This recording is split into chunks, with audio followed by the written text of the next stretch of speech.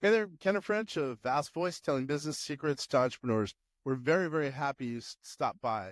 Either you're going to watch this or listen to this because you want to take your business to the next level. You're probably an entrepreneur who's either just starting out or you've been around for quite a while and you want to take your business to the next level. You're probably a real estate investor, maybe even a real estate agent, maybe a professional or of some sort, professional advisor of some sort. And well, you are stopping by because you need some valuable advice from one of the top industry leaders there is. Anyway, thank you very much. Once again, Kenneth French, Vast Voice, telling business secrets to entrepreneurs. Really glad you stopped by. What if you worked your entire life, I don't know, 30, 40 years and lost it all? Number one. Or number two, well, do you want to leave as many assets to your heirs as possible? Well, we're hanging out here with Bob Bluhm, who's going to help provide some huge advice to keep money in your pocket. And who knows, maybe even make you a couple of pennies with respect to estate planning. Bob, I'm so glad you're here. How you doing over there? Doing great, Kenner. Glad to be with you today. Man, this is, a lot of people take estate planning, putting together wills, et cetera, for granted, but it's something really you should really think about as an entrepreneur because, again, you don't want to work for whatever, 30, 40 years and, well, give all your money to Uncle Sam, and you have some good strategies that are going to help a lot of viewers and listeners, correct? Certainly do. And it's not only about giving all your money to Uncle Sam. It's also about taking care of yourself and your family. So that's, family is most important to most people. And we're going to talk about exactly how we can protect our family from the typical things that happen when we're unprepared. Yeah. All right. So I'm going to change over our screen. So I'm going to share my screen. So our presentation will be driven by me, but you're going to be the one who's really adding so much value that it's going to be unbelievable to all these people. So I now have it on the screen. I have the first page obviously up on the screen where it says, when planning becomes protecting, an introduction to estate planning. By the way, my name is Kenneth French with vastsolutionsgroup.com. I'm one half of vastassetdefense.com. Real quickly, Bob, who are you? I'm the other half of vastassetdefense.com. And we have joined forces in order to provide many, many important services to our clients. And this is one of them. It's estate planning. That's awesome. So obviously the first slide, protection, lawsuit protection, et cetera. Why don't you help us to understand a little bit more about asset protection? Well, asset protection has these three big parts to it. One is lawsuit protection. Another is reducing taxes, and that is where VAST really shines. VAST can help in reducing taxes, doing tax planning. Asset defense focuses primarily on lawsuit protection, and also number three, estate planning. That is within our practice area. So we're going to be talking about estate planning today, realizing that it is part of asset protection. All right. Yep, I love it. Again, a lot of people don't even think about estate planning. They think, it's down the road. I don't have to worry about it. But it's vital because if you want to, save money for your heirs, really it starts today, not tomorrow when it's too late. You might as well get your, if you will, your plan in place because it could save vital money for your heirs, beneficiaries, and also be smart tactical planning down the road. Absolutely right. So let's talk about estate planning. Here's the question. How many of you are getting older or know someone who is? And that's all of us. So we need to pay attention to estate planning. So let's get into the topic here. We're going to talk about primarily how estate planning helps your family, but also helps you. So let's continue on. Now, estate planning really solves two very important problems. And the first is estate taxes, and the other is probate. Now, for most people, estate taxes will not be an issue because the exemption amount is in the range of $26,000. Now, that goes up every year. It's adjusted for inflation. However, that was an amount that was created under the 2017 tax cuts and is due to expire at the end of 2025. Now, if Congress does not act to renew the tax cuts or make a new number, that number will revert to $7 million for a married couple. So we do have to pay attention to estate taxes. The issue is nobody knows what the estate tax exemption amount will be when we pass on, because that's well into the future. And this is a number that keeps changing. There's no guarantee it'll continue to go up. So we do have to at least consider estate taxes. Probate is something that'll happen to almost everybody unless they have a particular tool called a revocable living trust, which avoids probate. So that's primarily what we're going to be talking about, simply because it applies to most people. And you're going to be defining probate and going into that a little bit later, correct? Certainly will. You bet. You bet. So the estate tax exemption, as I mentioned, on the federal level is over $13 million for an individual. It's double that for a couple. So we have plenty of clients who do have in excess of $27 million, and estate taxes will be an issue for them.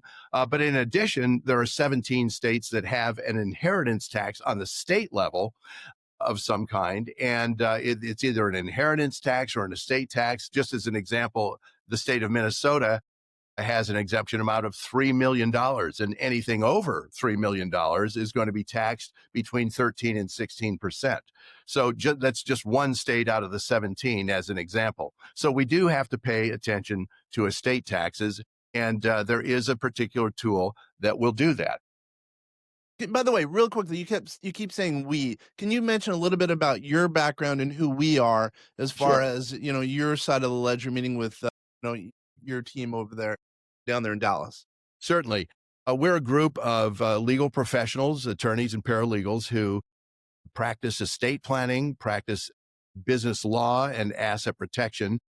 And so we're a firm, a business advisory firm and law firm that advises clients on issues just like we're talking about. Got it. And that's Asset Defense Team. And you've been a practicing attorney for how long? Over 30 years. So a long, long time. But you don't look that old. You only look like you're 20 there, Bob. Thank you. Thank you, Tanner. Yeah, no problem.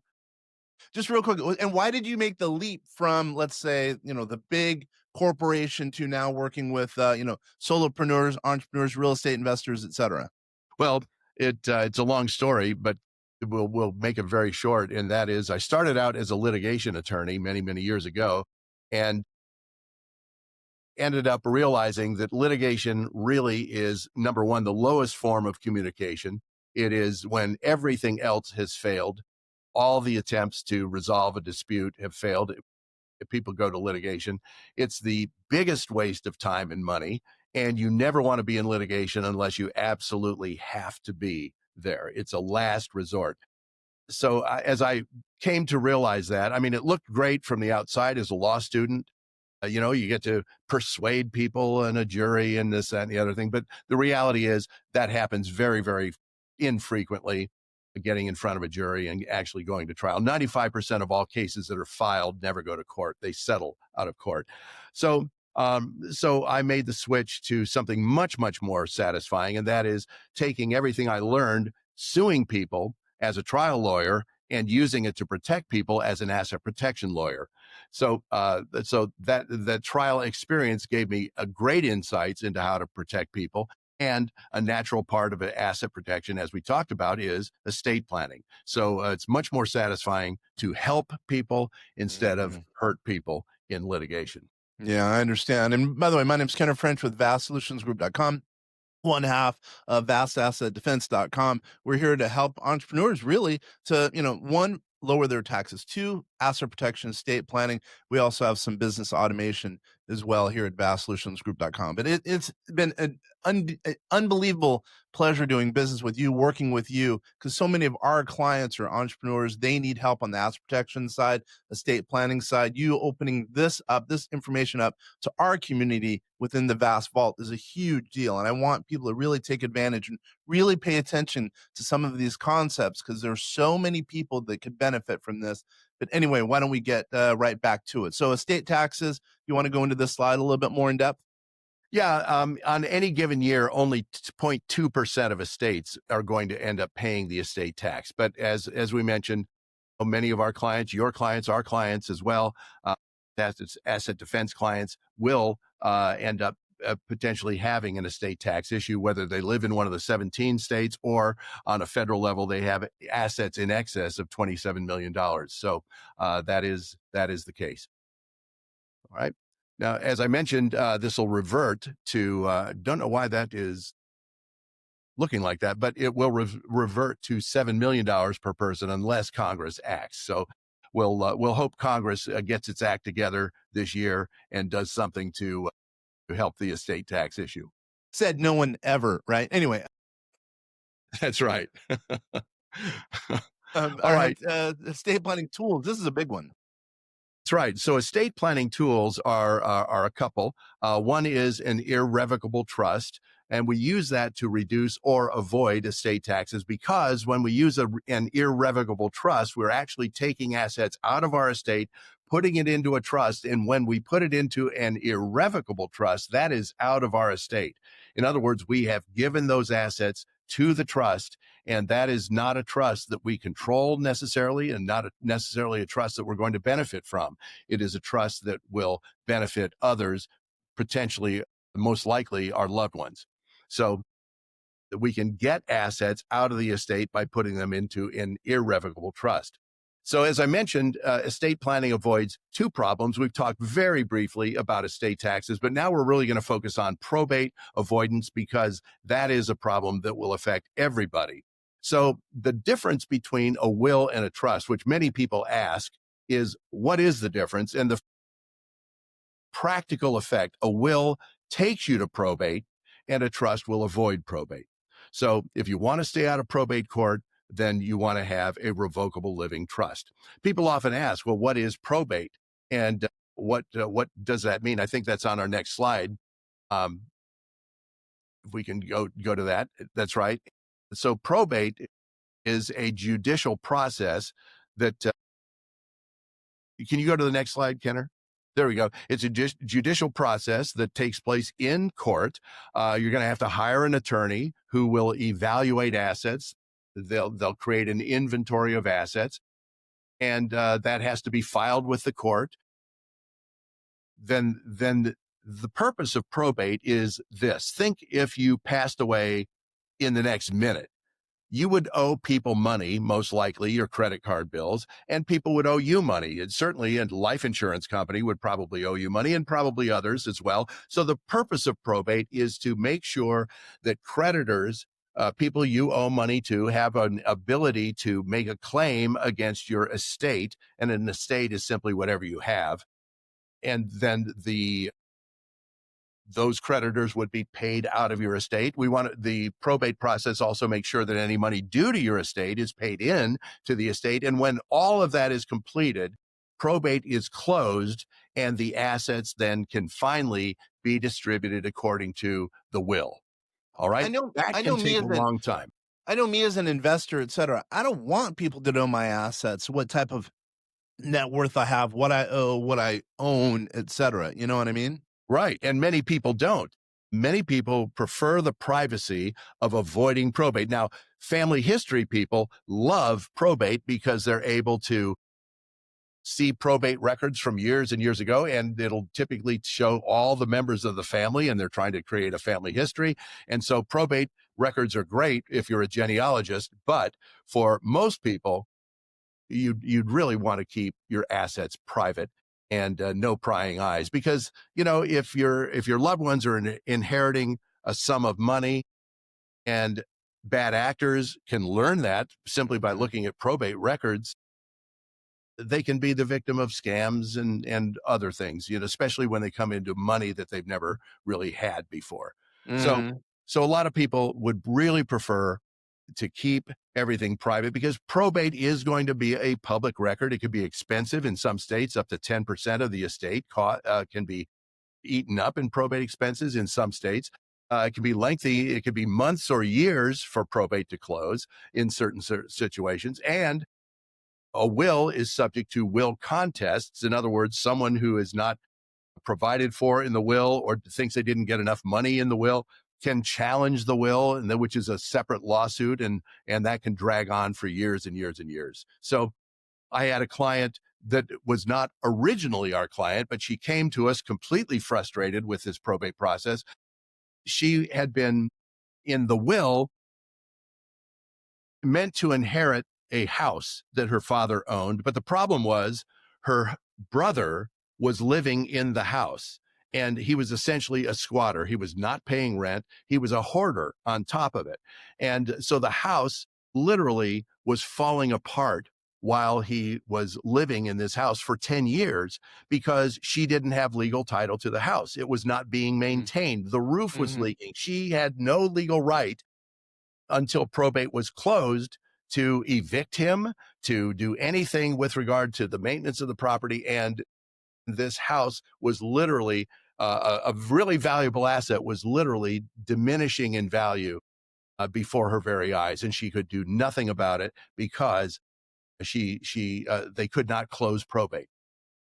Yeah, we have, and by the way, I note here that you say, probate in multiple states even more costly. What do you mean by that?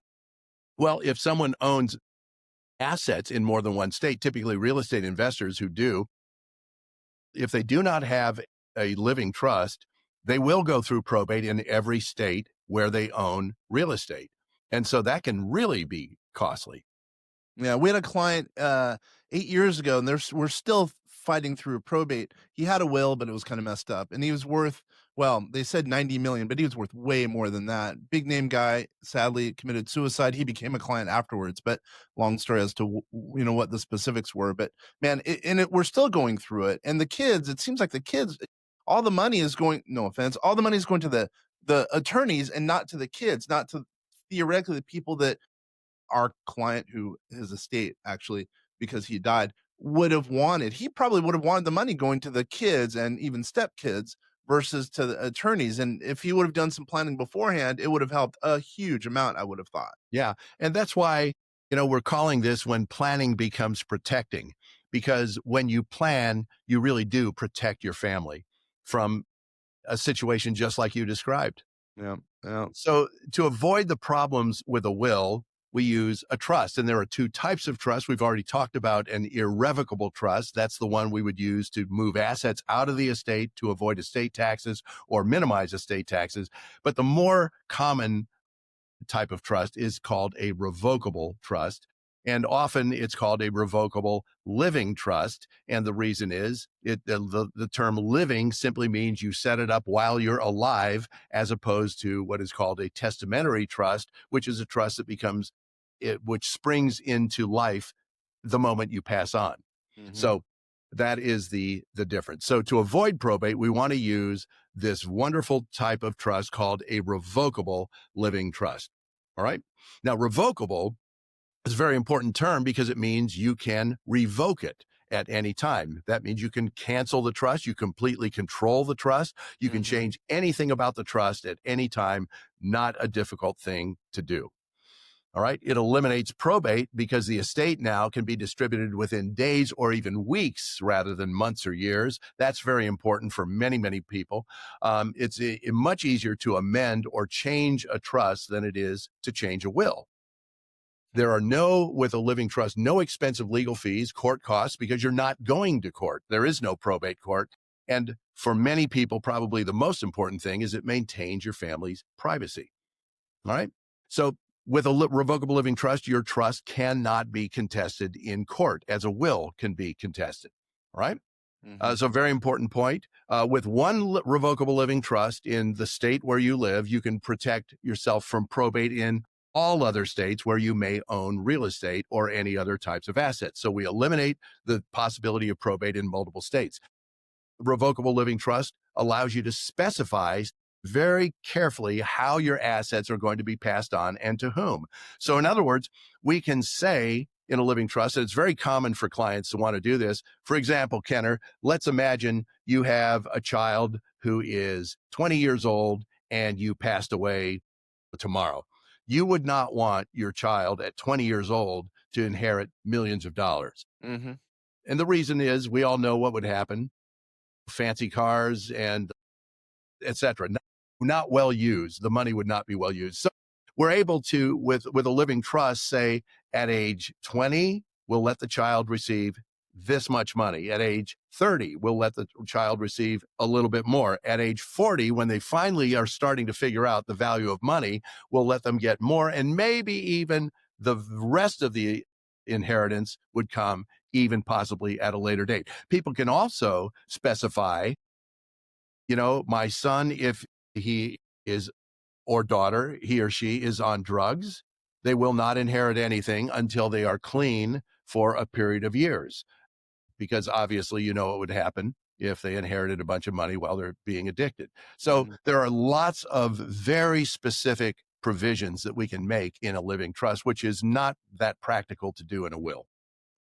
To me, there's a lot of power in that because you're basically from the grave controlling what happens to the assets. And I think that's as a parent, I want to dictate from the grave what kind of income stream or where or when my assets go to my heirs potentially. I think that's really, really powerful. Well, you're right, because as a parent, you know best you know your children better than anybody, and you know what is best for your children, and you know what would harm your children. So obviously, you want to be able to continue to bless your children, even though you may not be present. I don't know if you want to go over that. Yep. Oh, sorry. Okay. Yeah. And a revocable living trust also can not only provide for your children, your grandchildren, and even generations beyond that, but it can also protect your heirs from creditors with the use of what is called a spendthrift clause. So, which means that even though they may have a future interest in some money or assets, that cannot be taken from your children, even if they are found liable in a lawsuit. By the way, do you want me to ask my questions at the end? Because I have a whole bunch of questions. No, Pop, anytime. All right. So, and I don't know if you have a slide on this or not, but I'm going to ask it now. Can all this gobbledygook, I'm going to call it gobbledygook out of respect, can I do it on my own or can I not do it on my own as an investor, as an example? I think you would see when you look at trust documents how complex they are, that it would really be foolhardy to try to do it on your own. There are so many provisions, and typically when we create a trust for someone, we go through many, many sessions, 2, 3, 4, sometimes even 5 sessions with them to really narrow down the language of what they want, because a lot of times people haven't thought through these issues. And we're going to see some of the issues coming up that we really would rather not think about because they involve end of life issues. And so, people want to take time to think about it. Let me talk to my spouse. Let me consider that kind of thing. So there's so many complex nuances that go into a trust that it would be really, really foolhardy to try to do it on your own. And let's say I had a revocable living trust. Let's say I put it together 10 years ago. Would you say I should get it reviewed every 10 years, every 3 years, every 5 years, etc.? Well, periodically at least, and especially when some new life event happens, for instance, the death of a spouse and a remarriage, that would definitely call for probably major amendments to the trust or perhaps a brand new trust, because it's a completely different situation. We now have perhaps a blended family that we didn't have before, and that raises new issues. So, when there's a life event that can change the outcome of what you've originally dictated in the trust, then it ought to be reviewed. That could be, every period of years, whether it's 5 or 10 years, whatever, but certainly at a major life event. And before I forget, because I always seem to, how does one get a hold of you if they're interested in having you review a trust or put together such items as a revocable living trust, as an example? They can either contact VAST if they're more familiar with VAST, or they could contact Asset Defense Team. That would be info@assetdefenseteam.com, or they could call our office at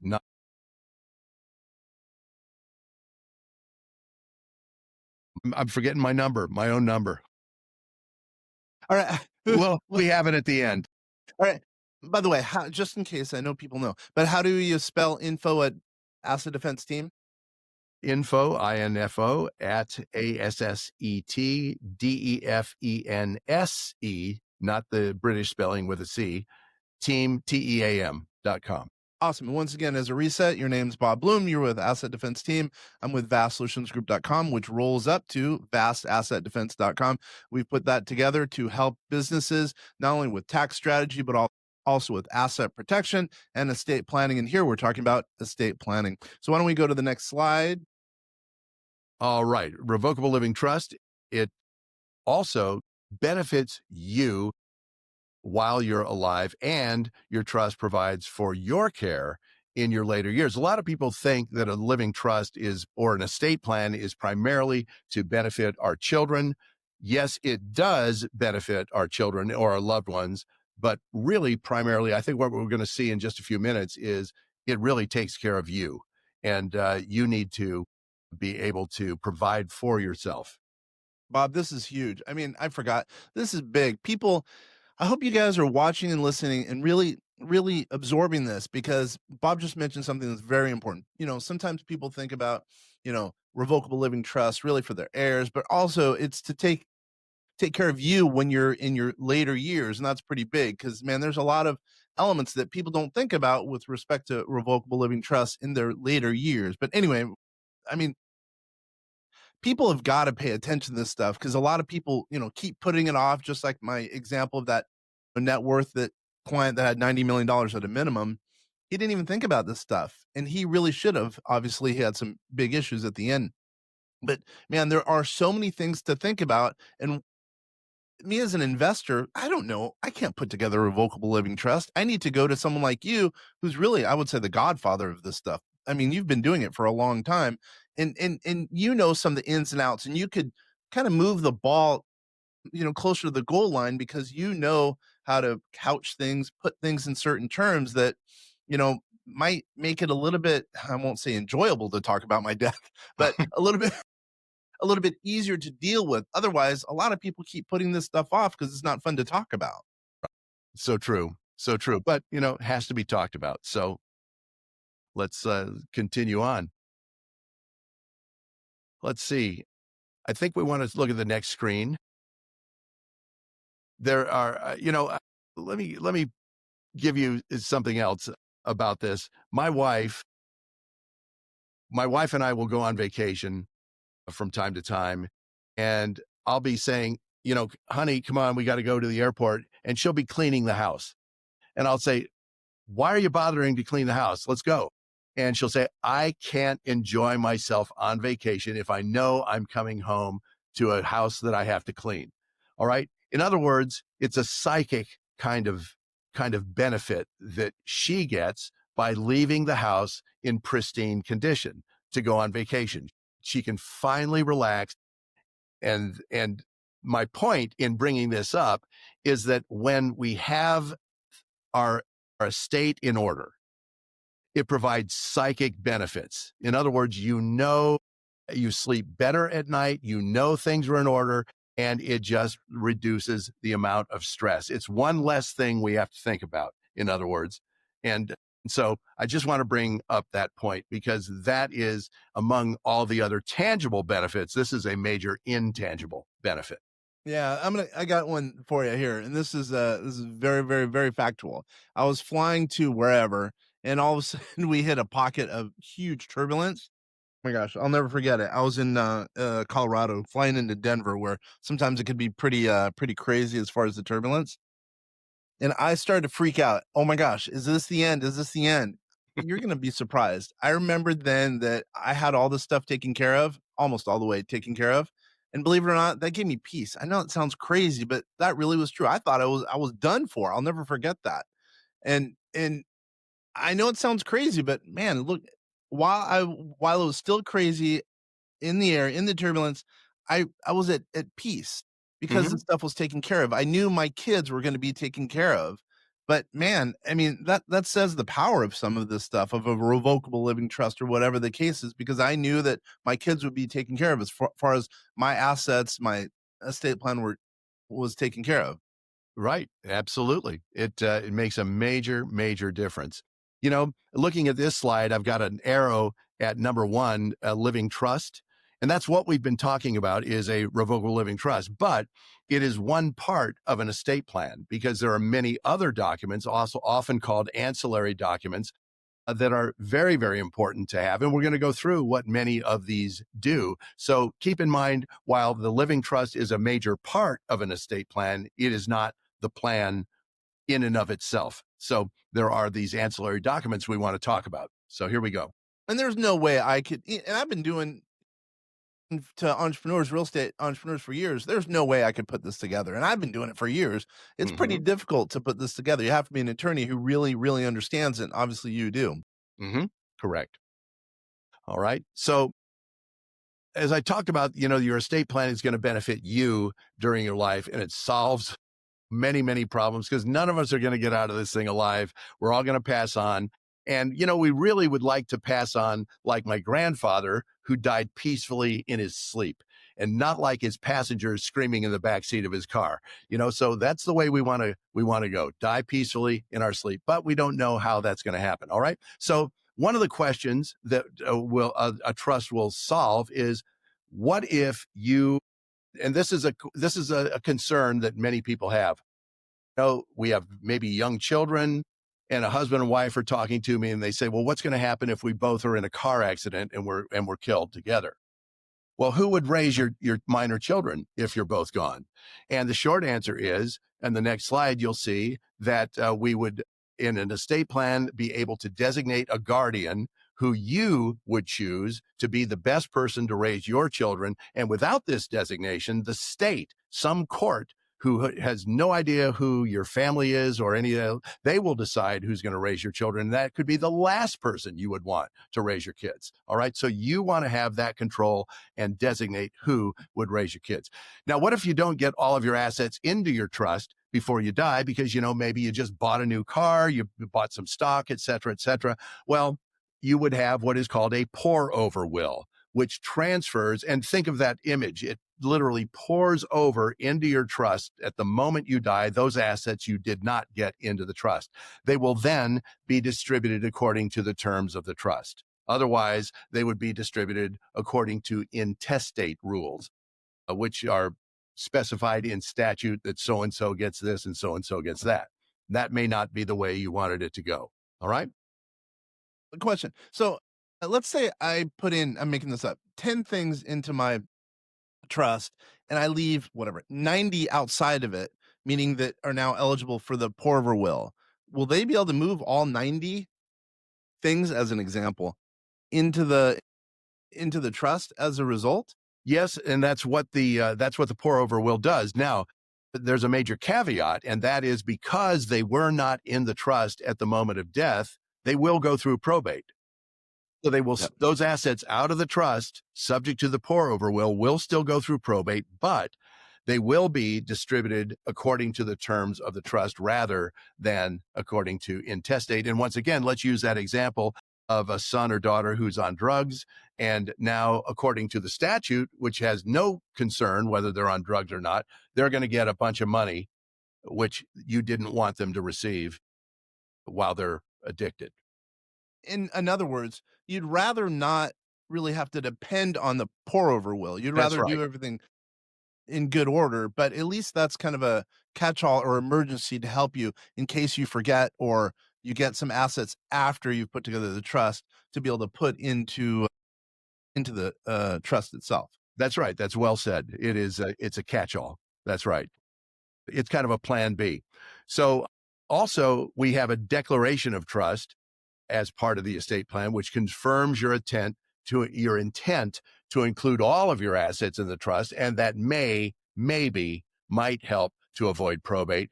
Courts really do try to defer to your intent. So if you can express what your intent is, the court may go along with it and avoid probate on those assets. No guarantee. Courts are all different, but at least we want to designate what is our intent. Some of these might be leading questions, but this one I really don't know the answer to, Bob. Do you come in afterwards and work with clients who, have died, and you're working with their beneficiary to, help with, the pour over will, after, the person or your client has become deceased? Well, to an extent, yes. But we don't go through, we're not probate lawyers, in other words. Yeah. So probate will be something that we're trying to avoid by creating these plans. But if somebody really needs probate services, we'll refer them to a probate lawyer. Hopefully not. Got it. Okay, I understand. Or at the same time, let's say someone is going through this process and they need your help. What you're saying is you would refer them to someone else and Yes, probably help with the whole process. that's right. Yeah, I understand. Okay. So, what if you want to keep the details of your trust private, but a bank insists on seeing your trust, which sometimes they do. Sometimes financial institutions may do that. Well, we have a short summary of the trust that will the really basic things about the trust. Who is the trustee? Who are the successor trustees? Who might be the beneficiaries? That keeps the bulk of your trust private. It confirms your unlimited right to deal with all trust assets, provides basic information about the trust, like I mentioned, but keeps the most important details private, such as who's going to get what and in what amounts, etc. So a certification of trust is a very important document that will go to third parties. Understand. Okay. What if you can't communicate? What if you're ill to the point that you really can't? And how could you tell your family what care you want? This brings to mind the Terry Schiavo case. And for those of who are a little too young, they may not be familiar with her, but Terry Schiavo was a young woman in her 20s, I believe, who inexplicably went into a coma and never came out of it. Mhm. She was married, a young married wife, and her husband, now she had, by the way, been in a coma for a long period of time. Her doctors insisted she was in a vegetative state. There was no brain activity, said the doctors. Her parents, when they visited her, would detect maybe a smile, maybe something, and they believed that Terry was going to come out of this coma. Her husband, of course, wanted to move on with his life. He was still married to her, but that was no kind of life for him. And so he wanted to let her expire peacefully and naturally. Her parents wanted to keep her on life support forever and ever, assuming that at some point she would come out of it and wake up. Well, there was a major, major battle. I mean, the governor of Florida, where she lived, got involved. The president of the United States got involved. And, it was in headline news, about this battle. Should she live? Should she die? It was finally decided in a court to let Terry expire naturally. Now, the question is, if you were in Terry's situation, what would you want? Would you want to be kept alive on life support machines forever and ever until who knows when? Or would you favor what happened eventually and just be kept comfortable and be allowed to pass on naturally? What would be your preference? And there are many gradations of that. And so this is one of those hard things to think about. We don't want to think of ourselves in that situation, but we do have the right and the ability with a carefully drafted estate plan to specify exactly what type of care we would want in a situation like that. Pull the plug or not. Difficult thing to think about. It really is difficult. That's why I think going to you would be good, because you can kind of walk us as your clients, walk us through that process, because that's a difficult thing to talk about with a spouse and your kids. And I think you can help. And that's really where the value is that you're providing. Right. That's correct. So a living will, also called an advanced medical directive, is the document we would have as part of the estate plan where you can express exactly what you would want. You would maybe be able to say, I want 3 doctors to all, confirm that there is no chance of coming out of this, that kind of thing. 4 doctors, 5 doctors, whatever it may be. But that way you can tell your family what your wishes are, and that avoids a real conflict between family members who want to keep you alive versus those who want to let you, they would say mom would not want that. All right. What if you already have a living will and a medical directive, which many people do, because anytime you go to the hospital for any kind of a procedure, they make you sign one. They want to know what you want. So if you do have one already, it's probably a good idea to have that reviewed and make sure that it's consistent with your overall estate plan. All right. Not a bad idea. All right. So then let's go to the next slide. And what if you can't communicate? Who's going to make medical decisions for you? And this happened to my mother-in-law, who was diagnosed with stage 4 terminal cancer. Oof. And she was in the hospital for about 2 months. She could not communicate at all. And the doctors would come in and say, we could do this procedure to provide palliative care. We need informed consent. Well, she couldn't give informed consent because she couldn't communicate. So some of the family said, well, yeah, let's do it. Let's keep mom comfortable as much as we can. And others said, no, it's a waste of time and money. And she wouldn't want endless procedures done on her. She would want to just be able to go in peace. And once again, the family was at war and hard feelings erupted between children. The solution is, we're going to see in the next slide, that we're going to be able to designate what is called a medical power of attorney.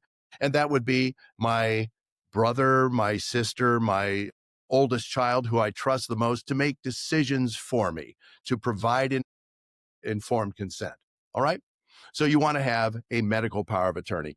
And not only, and this is one of the things that causes us to have 2 and 3 and 4 and 5 sessions, you want to have an alternate and a successor to the alternate and a successor to the successor. Because even though you designate somebody to be your medical power of attorney, it doesn't mean they have to do it. They may not be in a position where they can. Maybe they live halfway across the country. So you want to have backups to whoever you designate. How are your loved ones going to have access to your medical information if, because there is a law called HIPAA, which provides restrictions on the people who have access to your medical information.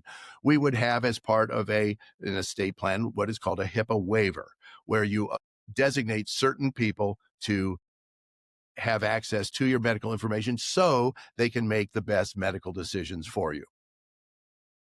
Now, let's assume you're a real estate investor. You got a whole bunch of rental properties, and now you're in a nursing home, and you're maybe not all there anymore. Who's going to run your business? Because you can't let these houses just deteriorate, and that's a business that has to be attended to. And quite frankly, there was a widow in Highland Park who, Highland Park is a very rich area of Dallas. I mean, there are mega millionaires, and even potentially, definitely billionaires as well. And the city would send, it's a very small city in Dallas, very rich residents. And the city would send a kind of like the city budget to everybody every year. And, obviously the city budget is in millions and millions and millions of dollars, police, fire, every maintenance and everything else. Well, this woman was just a little bit addled, a little old, and she actually wrote a check to the city for the entire budget. So you want to make sure that whoever has the checkbook knows what they're doing. I remember that story, by the way. I totally remember that story. It's a crazy story. It's a very real thing. Okay, so let's assume you have crypto, you have digital assets, because more and more of our financial lives are online. How are you going to provide for that? And in the next slide, you'll see that we actually have actual language in the estate plan that provides for your digital assets. Who's going to have access and custodianship of those? All right. So we all have things that are important to us, whether it's the grand piano, the gun collection, the watch, the ring, wedding ring, whatever it is. And we have, in the next slide, you'll see the ability to designate who gets, I want my son to get my gun collection. I want my daughter to get the grand piano, my other daughter to get my wife's, mom's wedding ring, etc.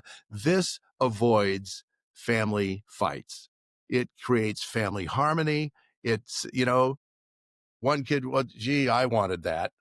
Without this, they're going to fight over it. And that's the last thing you want. You want your family to be loving and friendly and at peace with each other. All right. This is huge because we were of one situation where the client got mad at us because we weren't representing him. We were representing his sister anyway, and they were fighting. It was really ugly. And if they would have had all the stuff in place, it would have been so much easier because the family basically, they split up. They hate each other now, which Yeah. is sad. I But know. it would have been so much easier if they would have had a proper plan in place, and then it would have been a good distribution of the assets versus the two loved ones, if you will, fighting. Unbelievable. Absolutely right. Completely right. We went out in 2021, 4 years ago, before the pandemic, and we're just asking a few other law firms what their fees were for various trusts. As you can see, a trust package for two spouses, they were charging in 2021 $500. Minimum trust package just for an individual was $5,000. I can guarantee, with inflation ensuing since then and post pandemic, that it is way more than that from that particular law firm. For us, for an estate plan for a couple, we charge $3,900. For a complete estate plan for a single person, it's $3,400. The reason for the difference is, for the couple, we draft dual documents. In other words, two last wills and testaments, two pour over wills, two medical powers of attorney, two HIPAA waivers, et cetera, because those are individualized to each part of the couple. So that is it. Well, finally, I can remember our phone number. It's 945-542-7738. You caught me off guard, Kenner. Sorry. I don't call that number. That's not my number. That's the office number. So I get it. I totally get it. I know. Yeah. Sorry about that. So that is our pricing. But anybody interested can feel free to either call us or contact us at info@assetdefenseteam.com. All right. I got a couple more questions, if that's okay, Bob. Sure. So what does this mean? So what's an engagement look like? And for the audience, they probably should know this. What's the engagement look like for $3,900? What's it like? Does the client send in a bunch of paperwork with their assets? Do they meet with you? Do they meet with someone else? What does that look like? Well, we send a questionnaire that requests certain basic information, which we'll then use to draft a first go at a trust. Okay. The first version, and then we'll send that first draft of the trust to the individual or the couple, and we'll ask them to review certain parts, because it's going to be about 100 pages or more. Mm-hmm. And then after they've had a chance to review the spots that we say, would you please pay attention to this area, this area, this area? I'm not expecting them to read through 100 pages of legalese. Then we'll circle back. We'll then want to deal with those particular areas where they have questions, where we have questions, and we'll continue to build out the trust. And once again, that will take a series of calls, typically over Zoom and or phone, which is the way business is done these days anyway. Can I be a client in Delaware versus California, or where do you do business? We'll do business wherever the client may be. And Okay. these are often our existing clients who then come back to us and request a trust. We will continue to work with them. Yep. Okay. Let's say I have, let's say I'm international. Let's say I'm a client and I'm in the UK. I have assets in Delaware, United States. Can you help me with respect to putting together a plan as well? We can. We may possibly refer you to a Delaware estate attorney, but we can help you as well. It depends on the issue. When we are dealing with an international client, there are international concerns that we have to take into consideration. Certainly, we can cover the U.S. assets, but we want to make sure that we're also taking into consideration the home country's rules and regulations with regard to trusts. Okay. Sorry, a few more questions, Bob. Let's say I do have an estate plan that's I use the example of 10 years old. Give me the specifics on renewing it. That is something you do. What does that look like? Well, once again, that's really a review of the estate plan. We don't have to, unlike, for instance, an LLC or a corporation, we don't have to renew it each year with the state. These are not filed with the state. These are private documents. And so once you create an estate plan, it is good for a long, long time. I mean, you could set it up, 10 years ago and never touch it, and it would become still effective at your passing. That's not a wise thing to do, because you ought to review it from time to time. Because let's say you designated so and so to be your medical power of attorney, or even your durable power of attorney to run your business for you. Mhm. Well, maybe they've passed on. Maybe maybe you're no longer friends. Maybe something has happened where you've lost trust in them, and you wouldn't want them handling your estate for the benefit of your children. Because you start out being the trustee of your own trust. But eventually, when you're no longer able to be the trustee, you have to turn over the control to someone else as a successor trustee. So we want to make sure that the people you've designated to help you in your later years are still people that you can rely on, people who are still here on earth, and people that would be willing to continue to assist you. All right. So then what about, obviously you've talked about some kind of ancillary services that you provide over there at Asset Defense Team. What are they? And can you kind of give us a kind of a flavor for maybe the pricing, et cetera, et cetera? Well, I mean, we do a lot of things at Asset Defense Team. One is asset protection. We can create comprehensive asset protection plans, meaning we look at your vulnerabilities, liabilities, the assets themselves, and determine the best way to protect those assets from potential creditor claims. We will also do estate planning. We do business law as well. We draft contracts, review contracts, etc. And anything related to entities, we handle maintenance plans to make sure the entities remain active and in good standing.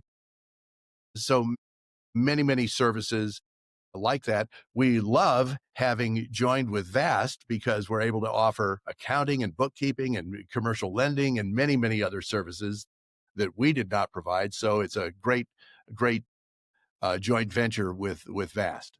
Yeah, I mean, I'm so excited we've done this. I mean, I can't tell you how many of our clients have said, "Man, I'm glad you guys have now estate planning and asset protection," especially with the likes of you, Bob. You're one of the biggest names in that world. So it's been a great partnership. I cannot thank you enough. And I know, and the reason I decided to do so was because I know you're a guy that we can trust. I know that you're an attorney who knows his stuff, and you, at the end of the day, I can trust to take care of our clients. That's the most important thing. That's the reason, really, decided to go into the partnership. It's been a great, great, great strategic alliance. Well, and it's just going to get better as we continue to figure things out. I'm excited as well. There are just a few more things that I want to point out, Please. on these slides, if we may. There it is. I guess that's a big listing of a lot of the things we do. So anybody can see that we do, a lot more than I thought. How's that? I mean, As you can see. Bob, So let's look at kind of the second half of that: tax reduction, tax accounting, bookkeeping, tax return filing, qualified plans like 401ks, defined benefit plans, third-party administration, retirement planning, commercial property financing, and captive insurance plans. Those are all things that we did not offer prior to joining with Vast, and are thrilled to be able to offer all of those wonderful services now to our clients. man, we really are now a one-stop shop. There's so many people, so many solopreneurs that, they're out talking to their asset protection attorney. Then they have to talk to, their bookkeeper. Then they have to talk to, their 401k provider. Now it's all under one umbrella. And it's really made it nice because now we, as an example, can basically work as basically the general manager for the client instead of them going, everywhere instead of just to one spot. The clients that we've communicated with are very, very happy. So that slide, it's funny you say you didn't even know we do some of these things. You knew it, but more than anything, it's nice for the entrepreneur knowing that everything is taken care of by one group here at vastassetdefense.com. Again, a result of Asset Defense Team on your side, and then over here at vastsolutionsgroup.com. So are there any things you want to kind of leave us with as we get ready to sign off? Yeah, I'd like to continue as to why people sometimes say, well, why should I bother to plan my estate? I mean, let's just let it happen. Well, there are a lot of good reasons. And you'll see that each one of these is kind of listed, one after another. Anything good requires a plan. Here are some comments that I get. I feel so good. This is finally done. Really, really, I get that all the time. I've been meaning to do this for a long time. I'm sleeping better already. Getting this done relieves so much stress. And that's really true for so many people. One person said, go back to that if you would, Kenner. One person said, this is empowering. And it really is, because it puts you in control rather than allowing just whatever's going to happen. And then people will finally say, I finally have peace of mind. And that's really what you were talking about in the turbulence on the airplane, peace of mind. What's that worth? How can you value peace of mind? I can tell you it was worth a lot when I was coming into that airport. It was worth a lot. I can't even tell you. Yeah. So planning your estate really is an expression of love for your family. So, one of our clients said, the most important thing in my life is knowing that my wife and kids are protected forever. And that's really what it's all about. Our families are the most important thing to us. And so we're protecting our family. We're helping our family and blessing them in so many ways. So this is when planning becomes protecting. And that is what estate planning is all about. We're protecting our family. There you go. Bob, I've enjoyed this. And for all those listeners and viewers out there, really, hopefully you've taken you've really soaked this up, because it's as Bob, Bob's outlined so many things that are going to help you as an entrepreneur to make sure you're protecting your assets. And the best time to start isn't tomorrow. The best time to start is now, because you don't want to be in that situation where I mentioned before, where our client had over $90 million net worth. And, obviously things went very south for him. And also ultimately for his heirs, beneficiaries, kids and stepkids. Why not take care of it for the low price of, it sounds like $3,900.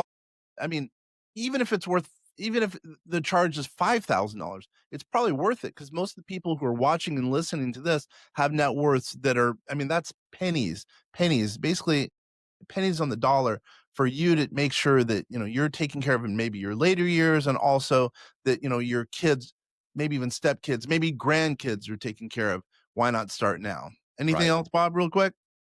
What's that, Kenner? Sorry. Anything else right now, real quick, as we sign off? No, I think we've covered it all, and we're happy to help. And once again, thrilled with our joint venture, and looking forward to a long relationship. And once again, everyone, thank you very much for taking the time to watch and listen to this. We know that it's going to add value to you. For taking time to touch base with Bob and his team, you'll be happy you did. Once again, Kenner French, vastsolutionsgroup.com, signing off. Thank you, everybody.